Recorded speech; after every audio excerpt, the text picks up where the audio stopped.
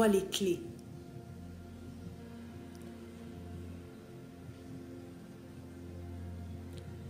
Nous avons ainsi prié au nom de Jésus. Le premier prix qui permet d'accéder à des niveaux et dimensions supérieures dans la vie et dans la destinée est le prix d'une expérience plus profonde avec Dieu.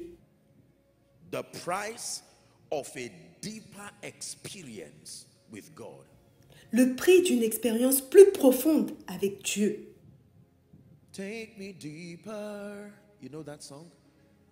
Deeper in love with you. Jesus, hold me close to your embrace. Take me deeper. Deeper than I've ever been before. I just want to love you more and more. How I long to be deeper. Puis-je vous dire ceci? Ceux qui vont continuer à faire la une, à avoir du succès dans le royaume, sont ceux qui vont comprendre que plus profonde et plus riche sera ta marche avec Dieu. Plus vous entendrez le son de vos exploits. Sommes-nous ensemble? Physiquement parlant, plus un objet est lourd, plus il fait du bruit quand on le jette par terre. Quand tu prends une mèche de cheveux ou une plume et que tu la jettes, elle mettra beaucoup de temps à arriver sur le sol et tu ne sauras presque pas qu'il y a quelque chose par terre. Les nouvelles sont le produit d'une relation profonde avec l'Esprit. Si tu veux que Dieu t'annonce à ta génération, cela ne suffira pas simplement de chercher des opportunités. Tu devras avoir une marche plus profonde avec Dieu. 2 Rois 19, verset 30, un passage très connu et très puissant. Ce qui aura été sauvé de la maison de Juda, ce qui sera resté, poussera encore des racines par-dessous et portera du fruit par-dessus. Sommes-nous ensemble? Cela veut dire que ceux qui auront échappé et qui sont préservés, s'ils veulent gagner en stature, ils devront porter des racines vers le bas. S'il vous plaît, prêtez attention. Il y a des herbes, des petits arbustes qui durent des jours, des semaines et au mieux quelques mois. Vous pouvez les arracher car leurs racines ne sont pas profondes. Parfois, leurs racines sont même visibles. Vous pouvez les voir. Et parce que leurs racines ne sont pas profondes, vous ne vous attendez pas à ce qu'elles deviennent des arbres géants. Si vous voulez faire pousser de la noix de muscade, le sillon ou le trou que vous creusez n'est parfois pas très profond, mais juste assez pour la couvrir, n'est-ce pas? Ensuite, cela pousse parce que 3 mois après, tu devras tout couper. Mais il y a des arbres comme des chênes géants, et beaucoup d'arbres que nous avons en Afrique et dans le monde entier. Certains de ces arbres ont 30 ans, 60 ans, des centaines d'années. Et vous allez découvrir que la racine de ces arbres, sans exagérer, peut être parfois si profonde, assez profonde pour avoir la taille d'une maison. Et elle s'enfonce dans le sol. Sommes-nous ensemble? Qu'il pleuve ou non, ces racines n'attendent pas la saison de pluie. Elles sont assez profondes pour toucher là où il y a un approvisionnement permanent. La Bible dit qu'il est comme un arbre planté près d'un courant d'eau et dont le feuillage ne flétrit point, pour la seule raison qu'il n'a pas besoin de changement de saison pour ses paniers. Il a trouvé le moyen d'avoir un approvisionnement permanent en eau. Donc, plus vos racines spirituelles seront profondes en ce qui concerne votre communion avec Dieu, votre vie de prière, votre amour pour Dieu, votre honneur et votre compréhension spirituelle. En règle générale, votre amour, votre passion et votre feu pour Dieu. Il y a une garantie que si vous vivez cette expérience, vous ne flétrirez pas. Montrez-moi un homme dont la passion pour Dieu ne s'éteint jamais.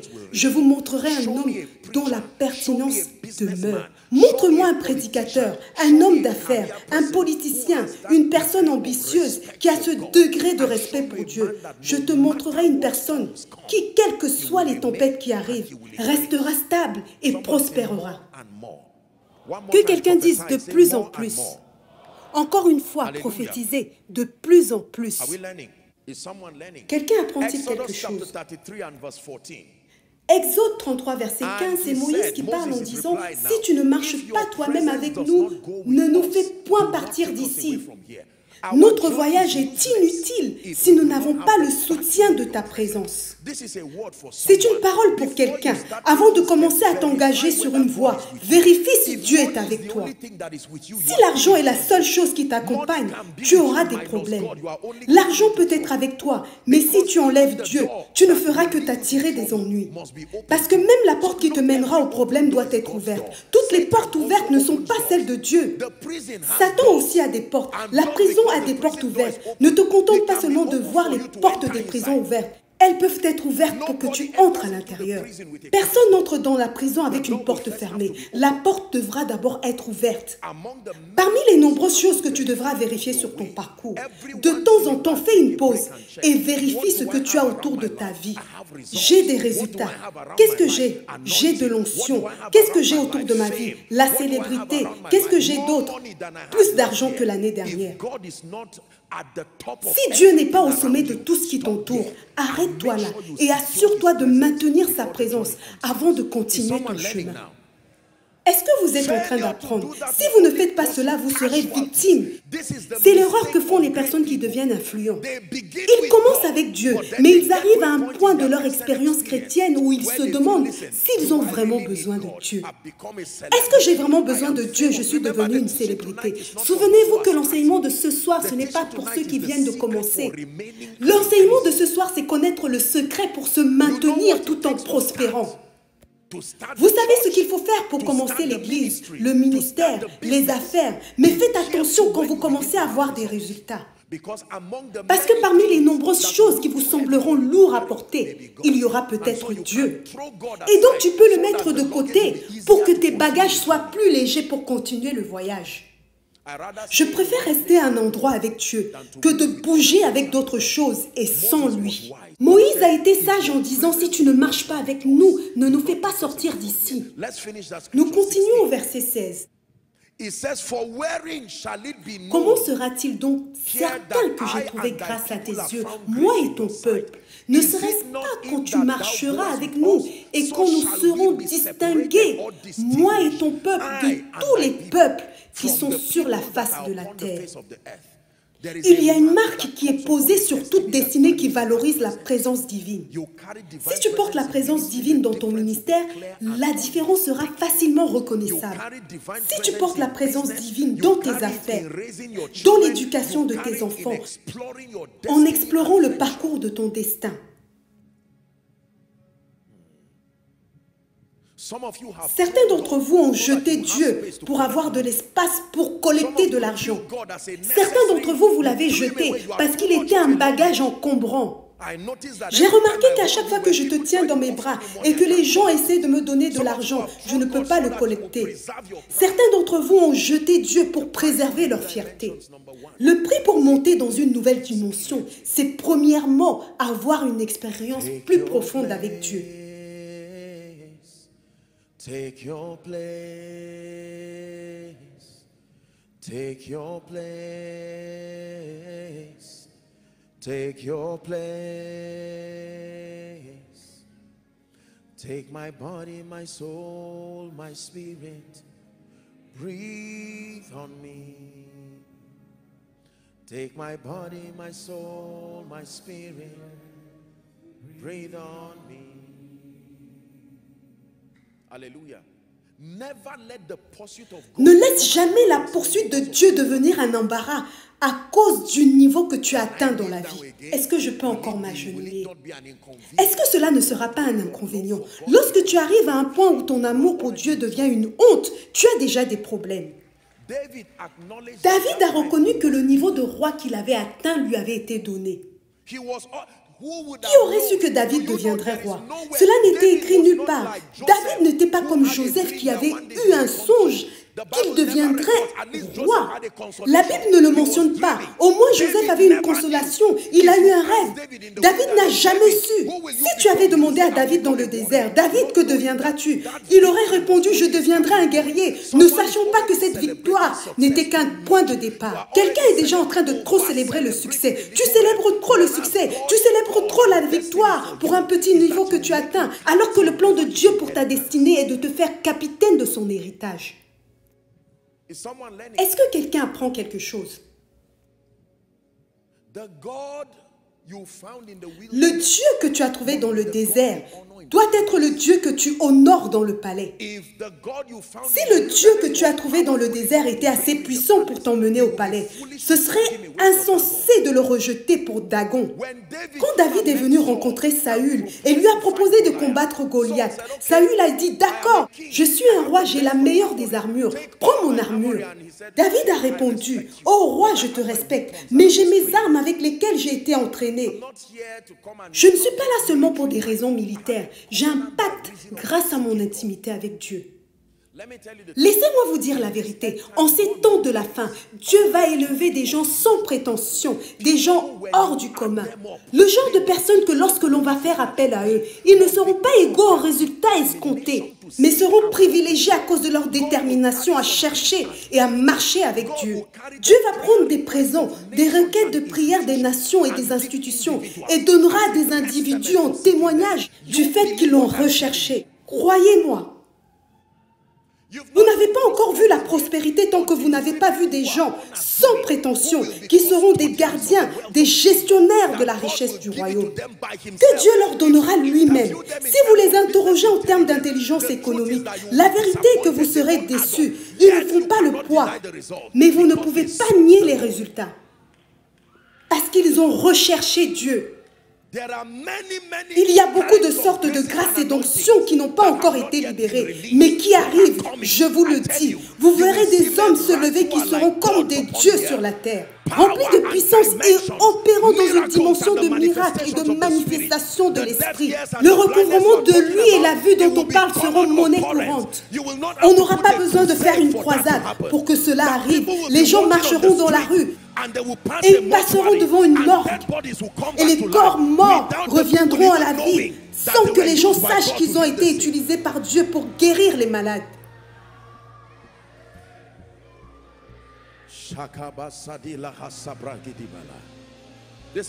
Voici ce que Dieu veut faire, mais il y a un prix à payer. Le prix d'une marche plus profonde avec Dieu. Père,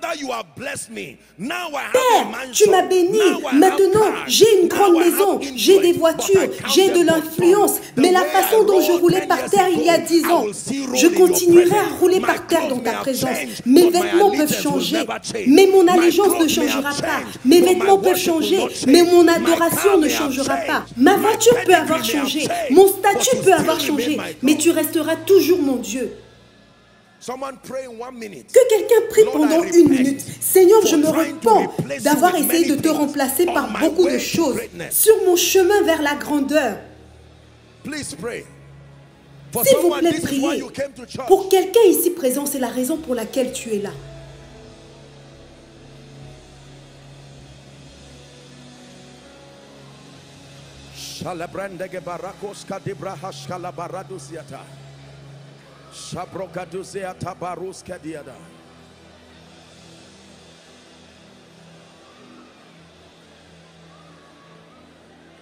You are my God. Vous voyez, laissez-moi vous dire quelque chose. Écoutez, écoutez et apprenez. Nous avons encore beaucoup de choses à étudier. Vous savez, quand Dieu commence à vous élever et à vous mettre dans une position d'influence, maintenant que vous êtes dans une position élevée, où les gens te regardent, et la première chose qu'ils vont regarder, c'est qui tu honores et qu'est-ce que tu aimes. Tu peux influencer toute une génération lors d'une seule rencontre à rejeter le Christ parce que tu as mal géré ton influence.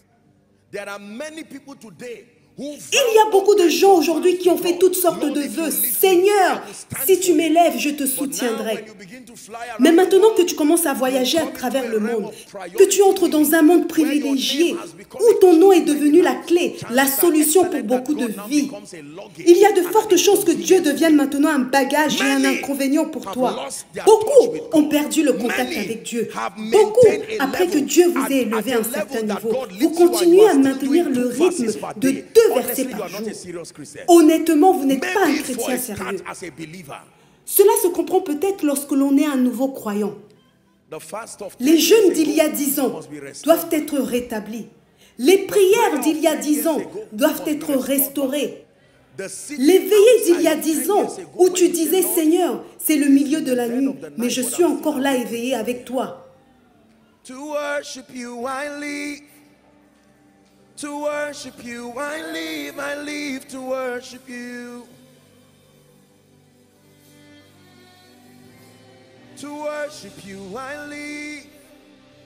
To worship you I live to worship you. Oh, oh, oh, oh, oh,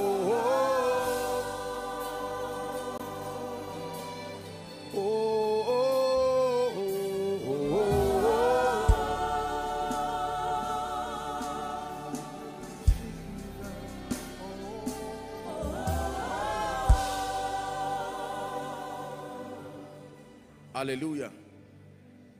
You have heard me say this. Vous m'avez entendu dire que tout ce que Dieu vous donne, ce n'est pas tout ce qu'il veut vous donner. À n'importe quel moment de votre vie, quoi que vous receviez de Dieu, sachez que c'est une partie de l'ensemble du paquet, quelle qu'en soit sa valeur. Dieu m'a donné 1 milliard et c'est tout. Et Dieu dit que le but c'est de te donner 400 milliards et des milliards pour financer le royaume. Et c'est parce que tu as eu 1 milliard que cela te fait tourner la tête. Dieu m'a donné ceci, Dieu a fait de moi un propriétaire ou que sais-je. I cast my crown before the highest royalty. I am undone before your glorious majesty. I cast my crown before the highest royalty, and I am undone before the glorious majesty. You're the King of kings and Lord of lords. You are the King of kings. You are the Lord of hosts.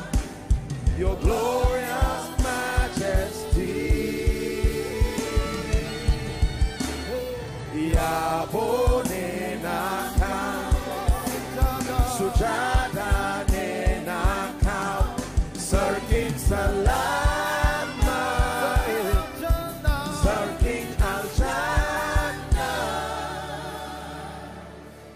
Can I tell you? Puis-je vous dire ceci? Vous devez arriver à un niveau dans votre vie où ce ne sera pas seulement votre savoir, vos connaissances qui vont diriger les gens, mais également votre adoration, votre allégeance au roi des rois. Qui fera dire à une personne, habituellement j'aurais ri de cette personne, mais je l'ai vu il y a 10 ans avec le même roulement et j'ai ri du roulement, mais regardez où le roulement l'a conduit aujourd'hui. Je vais également me joindre à lui et rouler par terre. Si rouler par terre l'a conduit au niveau où il est. Le deuxième prix qui doit être payé, un prix non négociable. Écoutez attentivement. Si vous devez accéder à des niveaux plus élevés, non seulement dans l'esprit, mais dans la vie, dans votre destinée, des niveaux supérieurs d'exploit, des témoignages toujours croissants, vous devez payer le prix d'une concentration ou d'une focalisation inflexible. Le prix d'une concentration, une focalisation inflexible. Montre-moi un homme à la concentration inflexible, un homme qui ne se laisse pas distraire, que ce soit par le succès ou l'échec, et je te montrerai un homme qui restera stable et qui va prospérer. Ésaïe 50, verset 17. J'ai trouvé ce passage qui est assez intéressant. Mais le Seigneur, l'Éternel, m'a secouru. C'est pourquoi je n'ai point été déshonoré. C'est pourquoi j'ai rendu mon visage semblable à un caillou, sachant que je ne serai point confus. Il y a une relation entre la concentration et l'avancement, le progrès. Il y a une relation entre la destruction et la honte. Le prix d'une concentration sans faille. J'ai écrit ici quelque chose que j'aimerais partager avec vous.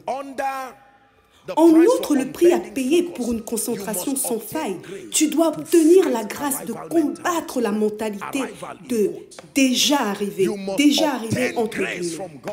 Tu dois obtenir la grâce de Dieu pour combattre la mentalité de déjà arrivé. Je suis arrivé à ce niveau d'onction. Je suis arrivé à ce niveau de grâce. Je suis arrivé à ce niveau de révélation. Je suis arrivé à ce niveau de prospérité. Je possède 10 domaines. Je suis milliardaire. Je suis politicien. Enfin, je suis devenu membre de l'Assemblée, ou sénateur, ou président, ou gouverneur, ou que sais-je. Je suis maintenant PDG. Je suis maintenant le représentant africain de cette banque ou de ce conglomérat.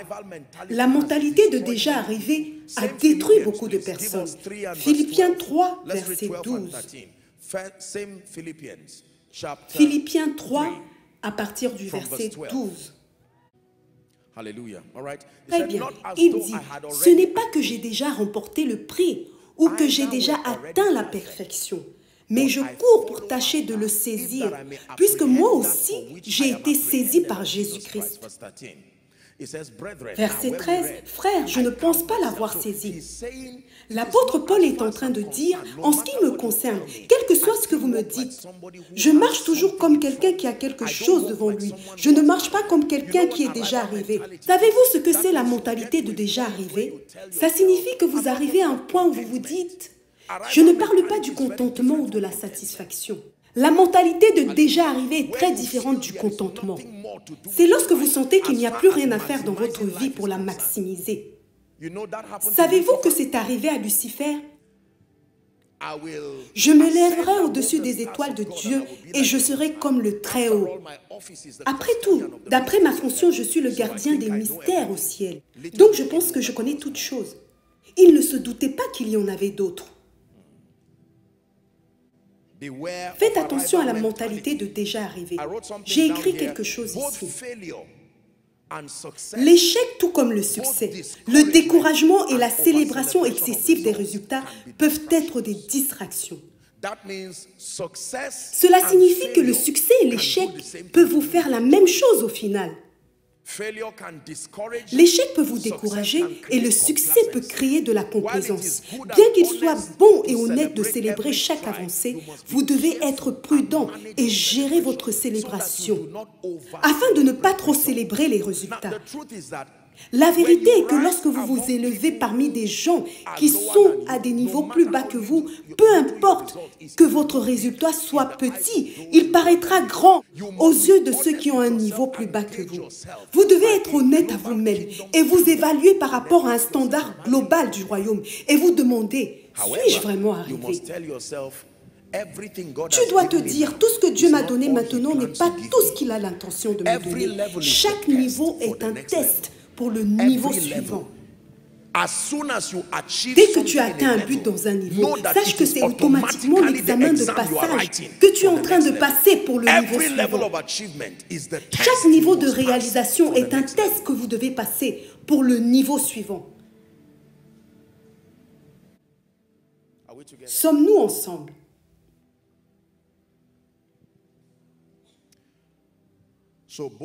Donc l'échec tout comme le succès peut vous faire quelque chose. Si vous avez réussi et que le monde entier vous célèbre, ne fuyez pas, ne les repoussez pas en disant non, non, non, non, ne me célébrez pas, non, non, non. Mais vous devez savoir quand mettre la limite? Au moment où la célébration devient de la flatterie et qu'elle plante déjà les graines de la complaisance, vous devez vous arrêter et dire merci. J'ai reçu assez pour me motiver pour le prochain niveau. Mon examen a commencé. Tu dois discerner quand la fête de la célébration est terminée et quand tu es entré dans la salle de classe pour passer l'examen. Si tu es encore en train de danser dans la salle de classe en croyant que la salle de classe est un lieu de divertissement, tu vas échouer ton examen. Merci Seigneur pour ce nouveau niveau de prophétie, de grâce, de perception. Maintenant que tu me l'as donné, je te remercie pour cela, mais je sais que c'est un examen que je suis en train de passer. D'autre part, il est requis qu'un homme, dans l'intendance, dans la gestion, soit trouvé fidèle. Quand Gédéon a sonné la trompette, la Bible raconte que quand 3000 personnes se sont présentées, mais il y en avait trop. Dieu a dit non, je ne peux pas emmener ces gens de cette façon au lieu de leur destinée. Test numéro 1, que celui qui a peur, que celui qui aime ou regrette sa maison plus que le futur, qu'il retourne. Et la Bible dit qu'environ 20 ou 22 000 personnes y sont retournées. Cela veut dire qu'ils étaient tous enthousiastes et se disaient qu'ils allaient vaincre. Mais certains étaient déjà morts avant d'arriver sur le champ de bataille. Ils ont rebroussé chemin, mais le Seigneur a dit qu'il y en avait encore trop. Test numéro 2. Il leur a dit de se diriger vers une source d'eau qui n'était pas là au début du voyage.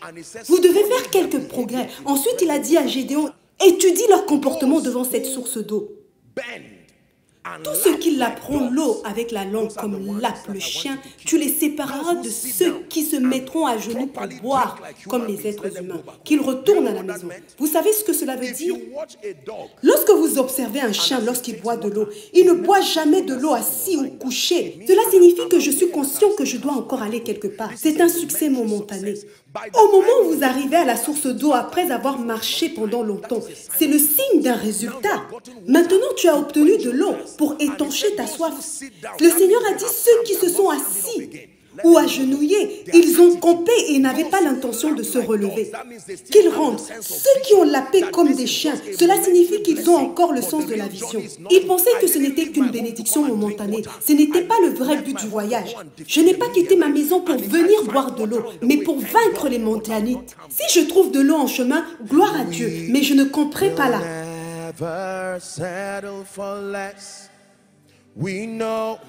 Nous ne nous contenterons jamais du peu lorsque nous savons que l'on trouve plus en toi. And we will never settle for less. We know there's more that's found in you. Prophesy to yourself. Prophétise-le dans ta vie. Nous ne nous contenterons jamais du peu lorsque nous savons que l'on trouve plus en toi. Certains d'entre vous ont égaré les cahiers où vous avez écrit les visions qui gouvernent votre vie. Parce qu'au moment où vous les avez écrites, vous n'aviez pas d'entreprise. Au moment où vous l'avez écrit, vous ne saviez même pas que vous seriez grand. Tu as écrit beaucoup de choses. Maintenant, tu ne peux même pas retrouver le cahier. Achète-en un autre et recommence.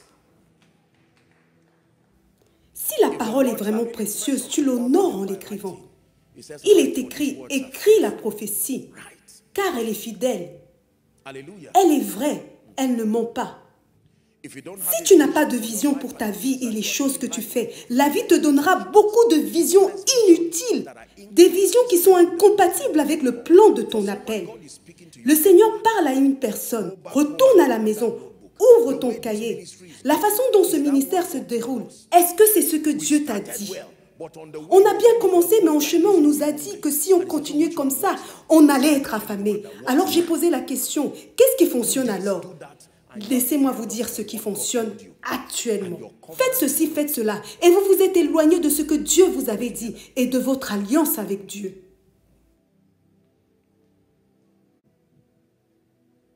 Troisième prix à payer. Est-ce que quelqu'un est en train d'apprendre quelque chose?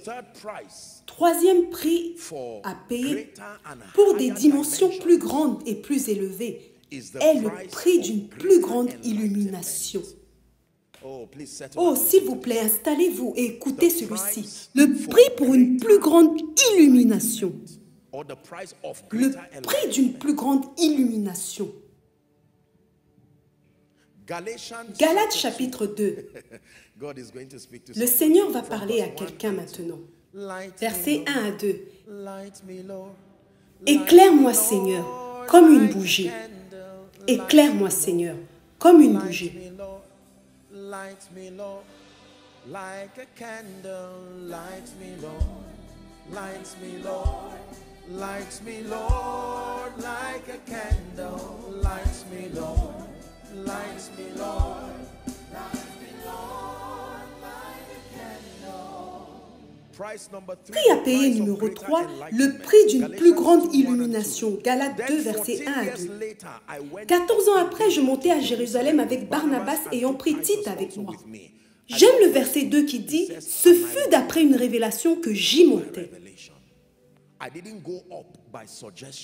Je ne suis pas monté par suggestion, je suis monté par révélation. Bien sûr, il y a ce sens littéral pour expliquer ce qu'il est en train de faire, mais c'est une expression prophétique. Je suis monté. Dans ce royaume, nous montons par révélation. Je suis monté par révélation. 1 Corinthiens chapitre 8, verset 2. Cela est devenu un hymne dans cette maison. Si quelqu'un croit savoir quelque chose, il n'a pas encore connu comme il faut connaître le prix d'une plus grande illumination. Si vous voulez vous élever plus haut dans la vie, vous devez lutter pour avoir de plus grands niveaux d'illumination. Et j'ai divisé cette illumination en deux. Numéro 1, la première dimension élevée d'illumination pour laquelle vous devez lutter s'appelle les mystères du royaume. La première dimension d'illumination pour laquelle vous devez vous battre. Vous devez lutter pour des niveaux plus élevés et supérieurs de la connaissance des ministères du royaume. Matthieu chapitre 13, verset 11. Parce qu'il vous a été donné de connaître les mystères du royaume. Les mystères du royaume, nous en avons déjà parlé. C'est donc la dimension d'une plus grande illumination. Tu dois connaître les mystères du royaume. Quels sont-ils? Les secrets spirituels par lesquels la domination est activée. Il est important que vous sachiez cela. La domination n'arrive pas par hasard. L'autorité ne fonctionne pas de façon arbitraire. C'est sur la base des mystères du royaume que nous commandons la domination sur terre. Mais quant à la deuxième dimension, peu de croyants y ont prêté attention. Elle s'appelle la loi de la vie et de la nature humaine. La loi de la vie et de la nature humaine. Écoutez, il y a des niveaux supérieurs de grandeur. Il y a des dimensions dans ce royaume et dans le cosmos que si vous ne comprenez pas ces lois de la vie et les lois qui gouvernent la nature humaine, vous serez limité. On peut les appeler les lois du cosmos, les lois de l'univers. Il y a des lois qui opèrent sur cette terre. Si tu ne les connais pas, tu vas avoir toutes sortes d'ennuis. Lorsqu'on a affaire au mystère du royaume, tu apprendras les lois de la prière et de la prêtrise, n'est-ce pas? Tu apprendras la loi du don, de la méditation, de la parole et toutes ces choses. Mais aussi merveilleux que cela puisse être, vous devez être capable de le compléter avec l'intelligence ou le savoir du cosmos. La plupart des gens l'ignorent. Laissez-moi vous donner des passages de l'Écriture. Luc chapitre 16, verset 8. Écoutez ce que Jésus dit. Si le Seigneur vous bénit, dites Amen. Il a donné la parabole de l'intendant injuste. Et voici la conclusion de cette parabole. Le maître loua l'économe infidèle de ce qu'il avait agi prudemment. Car les enfants de ce siècle sont plus prudents ou sages, version King James, à l'égard de leurs semblables, que ne le sont les enfants de lumière. Jésus a reconnu qu'ils étaient des enfants de ce monde, sous l'influence du cosmos. Mais il dit qu'ils sont plus sages que les enfants de la lumière. Savez-vous que lorsque Jésus a commencé son enseignement, prêtez attention s'il vous plaît, remarquez la structure de l'enseignement de Jésus. Il a commencé son enseignement par ce que l'on appelle les béatitudes. Heureux ceux qui ont le cœur pur car ils verront Dieu, etc. Puis il a fini par leur enseigner le cosmos, le système mondial. Il a commencé à leur donner maintenant des enseignements et à les éclairer sur la façon de vivre efficacement dans le cosmos. Matthieu chapitre 10, il a commencé son enseignement dans le chapitre 5 de Matthieu, en leur enseignant la prière, en leur enseignant plusieurs choses, la justice et tout cela. Au moment où nous arrivons au chapitre 10, À partir du verset 16, écoutez ce qu'il leur a dit. Jésus nous donne maintenant la sagesse pour vivre et exceller dans le cosmos. Voici, je vous envoie comme des brebis au milieu des loups. Soyez donc prudents, ou sages, version King James, comme des serpents. C'est l'une des rares fois dans la Bible où Jésus recommande d'étudier le serpent pour le comprendre. Le serpent a toujours symbolisé le mal, le désastre, Satan. Mais quand il s'agit de l'intelligence pour exceller dans le cosmos, il dit, assurez-vous d'apprendre de la sagesse du serpent. Cependant, soyez simples ou inoffensifs, version King James, comme les colombes. À présent, lisons le verset 17.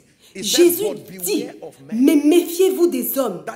C'est déjà une instruction très forte qu'il nous donne ici. Il nous dit de prendre garde. Il y a quelque chose de la nature humaine dans le monde dans lequel nous vivons. Ne soyez pas seulement un guerrier dans la prière, un géant du jeûne, un géant des révélations, mais maintenez la sagesse. S'il vous plaît, prêtez attention, laissez-moi vous enseigner ceci. Mes chers amis, beaucoup de croyants sont complètement ignorants en ce qui concerne l'intelligence de la gestion du cosmos. Et cela nous a coûté beaucoup de choses au-delà de notre imagination. Il y a des lois de la nature humaine. Il y a des lois que vous devez connaître. C'est la vérité. Par exemple, je vous ai enseigné l'une d'elles. La loi des saisons, n'est-ce pas? Une saison n'est pas permanente. Les saisons changent. C'est une loi qui opère tant que la terre subsiste. Cela n'est-il pas dans votre Bible? Les semailles et la moisson. Vous n'aurez jamais les semailles seules. Vous n'aurez jamais la moisson seule. Vous devez savoir comment profiter des saisons. Quand vous voyez la saison des pluies ici au Nigeria, je vous ai enseigné la loi des saisons. Chaque saison des pluies vient avec une lettre de la saison sèche. J'arrive. Et chaque saison sèche est accompagnée d'une lettre de la saison des pluies. J'arrive. Si vous ne prenez pas la lettre pour la lire, vous aurez des problèmes. Chaque fois que vous voyez le mal, c'est parce qu'il y a le bien. C'est la loi de la polarité. Chaque fois que tu vois l'obscurité, c'est parce qu'il y a la lumière. Mâle, femelle. C'est Dieu lui-même qui a conçu cette loi. Je ne parle pas d'une scientologie ou d'une chose démoniaque. Je parle de la sagesse du cosmos. Jésus nous dit ici d'étudier pour comprendre le serpent. Il y a des hommes qui ont su profiter de cette saison. Même les animaux et les fourmis qui n'ont pas de conférence. Ils ne sont pas remplis du Saint-Esprit. Ils ne prient pas en langue, mais ils ont su profiter des lois de la terre. Les animaux, ou plutôt les fourmis que nous connaissons, nous ne les avons jamais vus se regrouper pour dire qu'il y a une famine. Parce qu'il y a des lois qu'ils appliquent. Ils n'ont pas plus d'avantages que nous, d'après ce que nous savons. Nous savons qu'ils louent Dieu, parce que la Bible dit que tout ce qui respire loue le Seigneur. Mais nous ne savons pas s'ils prient. Sommes-nous ensemble? Les êtres humains sont la seule espèce qui est si désorientée. À tel point que la Bible nous dit, « Oh, paresseux, va voir les fourmis et apprends. » Elles n'ont pas de roi. En d'autres termes, il y a un problème de structure. Et pourtant, dans le besoin, elles continuent à exceller. La sagesse du cosmos. Il existe de nombreuses lois naturelles qui régissent notre monde. La gravité, par exemple, n'est pas seulement une loi spirituelle, c'est aussi une loi naturelle. C'est parce que nous en avons pris conscience aujourd'hui que nous avons construit des choses autour d'elle à notre avantage. Donc, beaucoup de chrétiens, particulièrement les jeunes, sont très naïfs en ce qui concerne la réalité dans le cosmos. Dès qu'ils sortent et qu'ils ne sont plus sous l'influence des parents, de l'église, des tuteurs, peut-être qu'ils quittent leur pays, le Nigeria, qu'ils trouvent un emploi, qu'ils se marient ou que quelque chose se passe qui les expose au monde, ils passent les 10 premières années de leur vie à payer le prix de l'ignorance. Spirituellement vivants, mais morts en termes de sagesse du cosmos. Alors quelqu'un peut venir dire, tu sais quoi, je suis quelqu'un de bien, je t'aime beaucoup. Combien as-tu? Oh, j'ai 1 million que mon père m'a donné pour m'installer. Et la personne te dit, apporte-moi l'argent, je suis quelqu'un de fidèle. Et tu donnes l'argent naïvement parce que tu penses que c'est Dieu qui l'a envoyé et que sa faveur est sur toi. La plupart des gens ne comprennent pas la sagesse du cosmos, que le cœur de l'homme est désespérément méchant. C'est une information puissante que tu dois garder en explorant cette aventure de la vie. Ce n'est pas pour te rendre suspicieux. Cela crée maintenant en toi une requête de prière. Oh Seigneur, envoie-moi des bonnes personnes dans ma vie. Oh Seigneur, envoie-moi des aides pour ma destinée. Au moment où vous allez entendre, la terre va disparaître. Si vous savez que d'après la loi des saisons, les choses qui ont été, ce sont les choses qui seront par la suite, tu vas trouver le repos. La seule personne qui a le pouvoir de fermer la terre, c'est celle qui l'a ouverte. Donc peu importe la gravité de ce qui se passe, économiquement et politiquement, il y aura toujours un moyen de s'en sortir. Nous ne sommes pas les premiers. Il y a eu également des périodes sombres dans l'histoire, n'est-ce pas? Il y a eu des famines dans l'histoire, mais il y a eu aussi de l'abondance. La connaissance de la loi des saisons vous donnera la force de résister à travers les tempêtes de votre vie.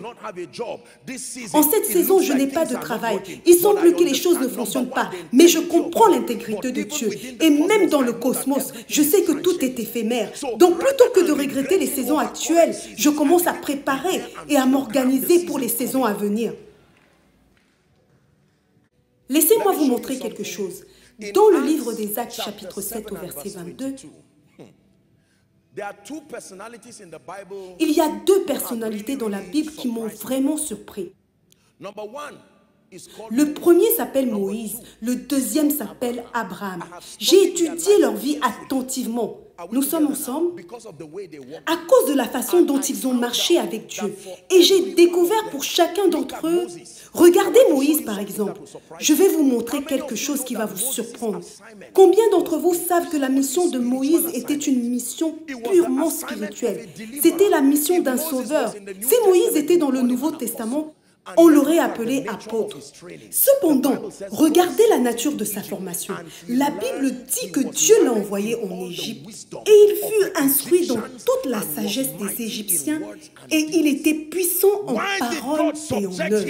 Pourquoi Dieu l'a-t-il soumis à l'apprentissage de la sagesse de l'Égypte alors que sa mission était juste de faire sortir le peuple de Dieu et l'emmener dans la terre promise? C'est dans votre Bible, n'est-ce pas? Genèse 12. Ah, j'aime prêcher. Genèse 12, verset 10. Avez-vous remarqué à chaque fois ce qui se passait lorsqu'il y avait une famine? Où se retrouvaient les patriarches? C'était vrai pour Abraham, c'était vrai pour Joseph et pour Moïse. L'Égypte est un lieu d'antéchrist où ils ne comprennent pas les principes du royaume, c'est-à-dire du royaume de Dieu. Mais ils comprennent les principes de la sagesse du cosmos. Et quand Dieu forme son peuple, parmi les nombreuses choses qu'il fait, il les envoie en Égypte et il leur dit, apprenez quelque chose de l'Égypte. Le symbole de l'Égypte, ce n'est pas le serpent. Dites-moi, parlez-moi. Alors quand il dit, soyez prudents, sages comme les serpents, il ne dit pas de copier le serpent, mais il dit qu'il y a une sagesse qui vient du cosmos. Lisons Genèse 12, verset 10. Il y eut une famine dans le pays et Abraham descendit en Égypte pour y séjourner, car la famine était grande dans le pays. Voici un homme qui avait parlé avec Dieu. Vous penserez peut-être qu'après une rencontre avec Dieu, il ne devrait jamais sentir la famine. Votre rencontre avec Dieu, votre autel de prière, votre culte aura beau être riche, vous serez surpris de ressentir l'effet des événements qui se produisent dans le cosmos. Verset 11, comme il était prêt d'entrer en Égypte, et dit à Sarai, sa femme, « Voici, je sais que tu es une femme belle de figure. » Avez-vous remarqué que la pression de l'Égypte a commencé à lui faire dire des mensonges? Il n'avait jamais menti quand il s'agissait de sa relation avec Dieu. Mais dès qu'il est entré dans le système, l'ignorance sur la façon d'opérer dans le système a commencé à produire des effets en lui.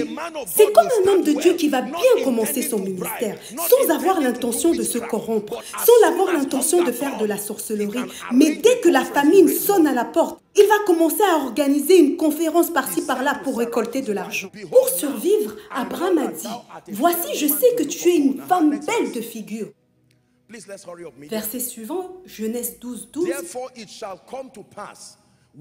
Quand les Égyptiens te verront, ils diront c'est sa femme, et ils me tueront et te laisseront la vie.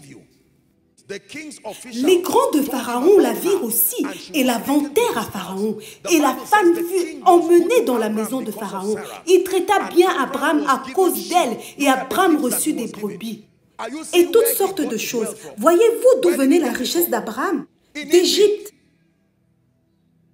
Sa spiritualité était puissante, mais sa richesse et sa domination ont commencé quand il est allé en Égypte. Genèse 13, versets 1 à 2. Abraham remonta d'Égypte vers le midi. Abraham était très riche en troupeaux. La prochaine fois que vous allez lire cette histoire, vous saurez d'où venait sa richesse. Il était riche en argent, il était riche en or. Ne sois pas effrayé quand Dieu t'envoie apprendre la sagesse de l'Égypte. Mais tu n'as pas besoin de faire de compromis. C'est la sagesse du serpent que tu apprends en ayant la dignité du royaume. La dignité du royaume parce que ta relation avec Dieu est toujours intacte. Jésus a dit que tu es une brebis au milieu des loups. Tu ne t'enfuis pas. Tu dois porter les habits des loups pour en avoir l'air. Mais tu sais que dans ton cœur, tu es une brebis. Cela veut dire que tu vas enregistrer ta société comme les autres entreprises. Tu iras aussi au conseil d'administration avec des gens séculiers et des antichrists. Tu ne vas pas t'enfuir en attendant que seuls les croyants t'enseignent les connaissances séculaires. Tu iras à l'université avec des gens hédonistes et pendant qu'ils t'enseignent, tu auras toujours la conviction du ciel. Alléluia.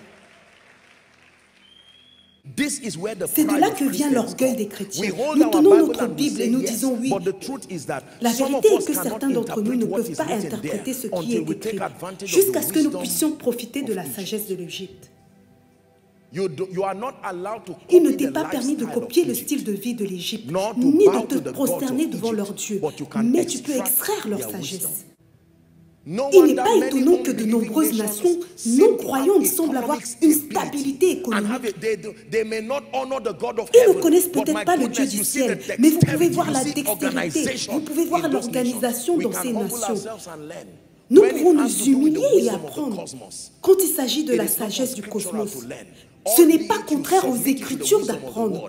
Ce qu'il y a à apprendre, vous le soumettez à la sagesse de la parole de Dieu. Vous enlevez ce qui ne promeut pas directement le royaume de Dieu. Mais il y a une partie qui est bonne à prendre. Regardez vers Abraham, votre père, et vers Sarah. Quatrième prix.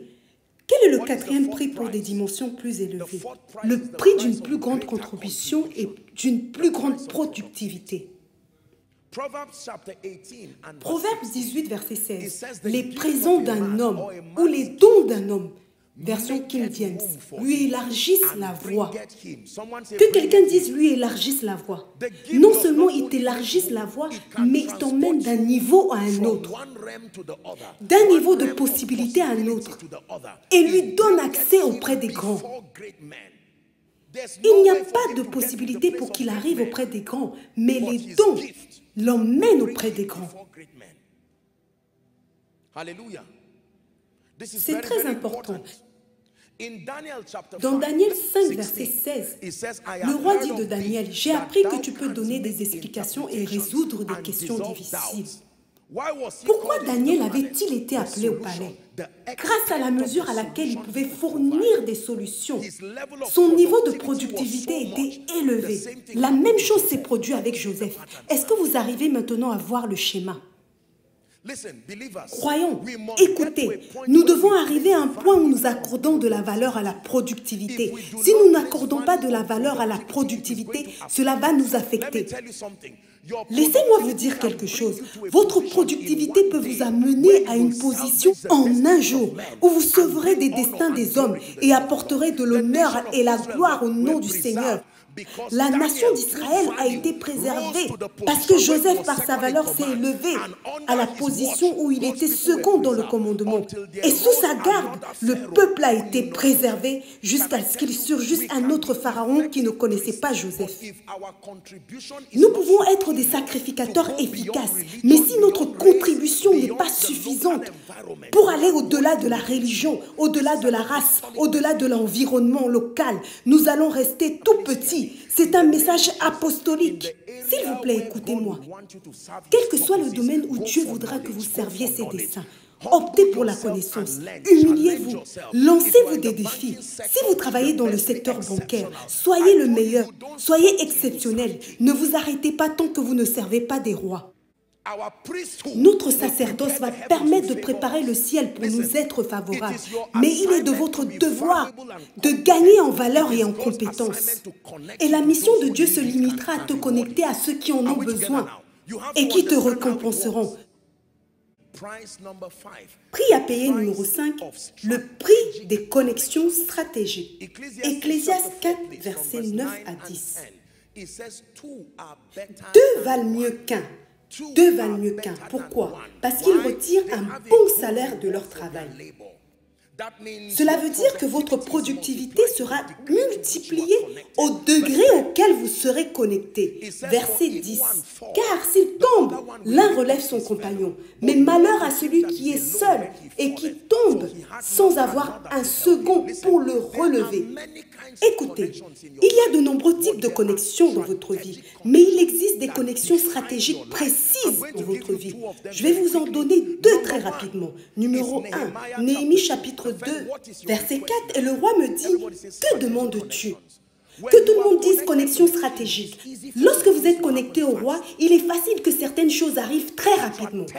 Et le roi me dit, que me demandes-tu? Connexion stratégique. Je priais le Dieu des cieux. Verset 5. Et je répondis au roi, si le roi le trouve bon, et si ton serviteur lui est agréable, envoie-moi en Juda, vers la ville des sépulcres de mes pères, pour que je la bâtisse. Connexion stratégique. Verset 7. Puis je dis au roi, si le roi le trouve bon, qu'on me donne des lettres pour les gouverneurs de l'autre côté du fleuve, afin qu'ils me laissent passer et entrer en Juda.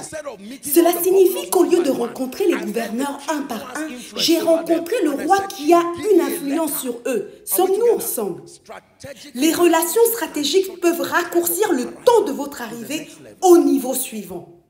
Beaucoup de choses semblent difficiles dans votre vie maintenant parce que la relation qui a le pouvoir, l'influence et la capacité d'accélérer les choses n'est pas encore venue. Le prix pour de plus grandes dimensions est le prix des connexions stratégiques. Les connexions stratégiques. Laissez-moi vous dire la vérité. C'est une bonne chose que Dieu puisse vous donner l'influence et l'accès au cœur des rois, car cela va accélérer votre parcours économiquement. Et dans d'autres domaines, il y a des gens qui sont fortement protégés et bénis. Il y a des gens qui sont fortement protégés et soutenus parce qu'il y a des rois, des capitaines qui les aident. Il y a des hommes de Dieu dans cette nation, en Afrique, à travers le monde, qui ne sont pas seulement protégés par la chair. Oui, le Dieu des cieux les protège, mais ils bénéficient de la protection et de la loyauté des rois à travers le monde. Les nations se fermeront et s'ouvriront pour eux. Est-ce que nous sommes en train d'apprendre? Laissez-moi vous donner le dernier point. Ensuite, nous allons prier. Quel est le dernier point? Numéro 6, le prix de l'humilité. C'est le dernier prix. Vous voulez monter à un niveau plus élevé? Payez le prix de l'humilité. Jacques 4, verset 6. Prêtez attention alors que nous sommes en train de terminer. Il accorde au contraire une grâce plus excellente. C'est pourquoi l'Écriture dit « Dieu résiste aux orgueilleux ». Est-ce que c'est écrit dans votre Bible? Mais il fait grâce aux hommes. Dans Jacques 4, verset 10, la Bible nous parle du pouvoir de bénir que nous procure l'humilité. Jean 4, verset 10. Humiliez-vous devant le Seigneur et il vous élèvera. C'est un principe que j'ai appris dans ma propre vie. Je l'ai appris par les relations privilégiées que j'ai eues avec les pères de la foi de cette nation. Ce n'est pas seulement spirituellement, mais c'est aussi dans plusieurs domaines.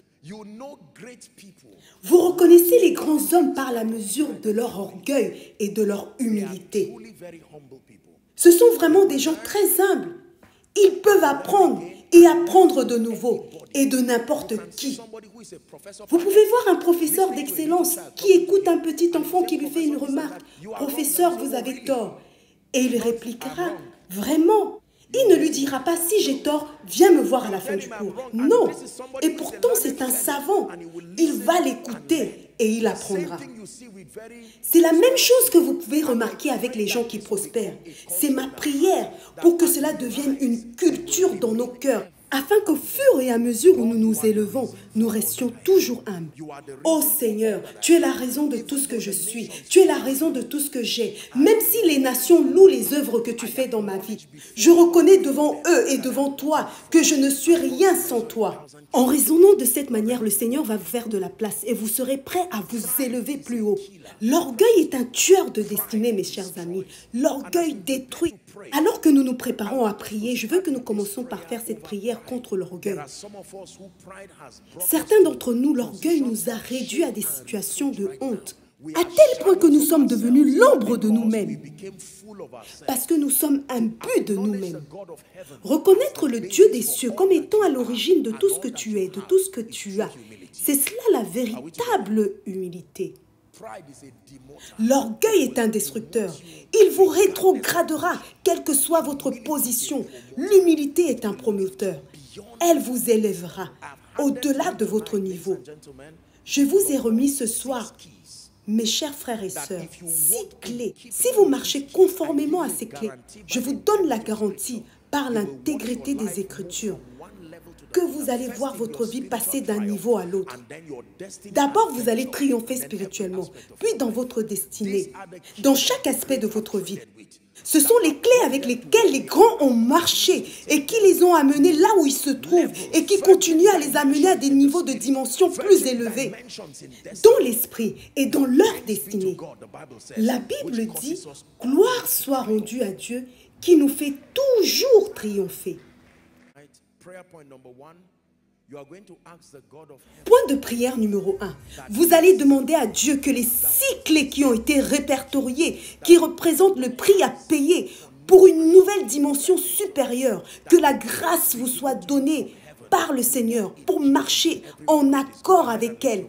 Élevez votre voix et priez. La Bible dit « Vous êtes heureux maintenant que vous connaissez ces choses, à condition que vous les pratiquiez. » Que quelqu'un prie. J'obtiens la grâce au nom de Jésus-Christ. J'obtiens la grâce par le pouvoir du Saint-Esprit. J'obtiens la grâce au nom de Jésus-Christ.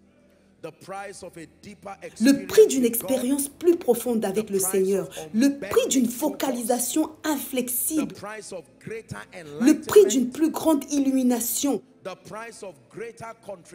le prix d'une contribution et d'une productivité accrue, le prix des relations stratégiques et enfin le prix de l'humilité.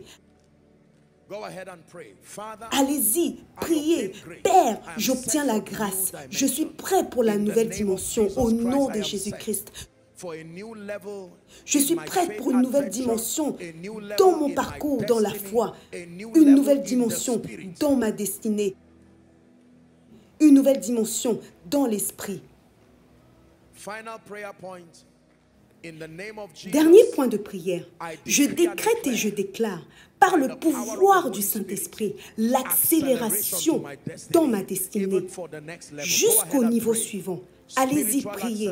L'accélération spirituelle, financière, au nom de Jésus-Christ. Seigneur, donne-moi de la vitesse, satisfais-moi pendant la journée de ma destinée, par ta miséricorde, de plus grands niveaux de puissance, plus grands niveaux d'illumination, des dimensions plus élevées dans le ministère, dans tous les domaines de ma vie. J'excellerai dans mon sacerdoce. Je vais exceller en ce qui concerne la domination, la sagesse d'opérer dans le cosmos.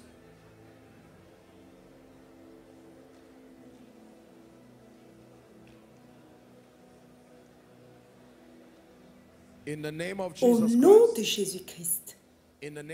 Amen.